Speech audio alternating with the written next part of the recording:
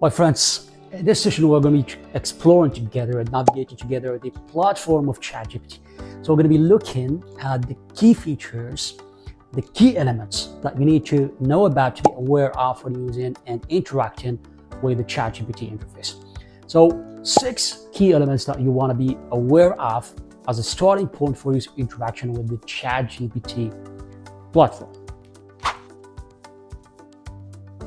Ladies and gentlemen, welcome to this tutorial in which we are going to be navigating and exploring together the platform and interface of ChatGPT. We're going to be looking at the key capabilities, the key features that OpenAI offers to us through the ChatGPT interface. We're going to be looking at what we can do through these key capabilities and features. Key number of elements before we go into each one of these features and capabilities and details.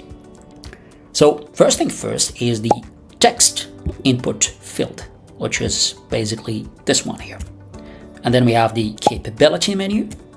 And then third, we have the left sidebar. And then we have the new chat creation feature. And then the model selection bar. And last but not least, we have the account and profile management setting.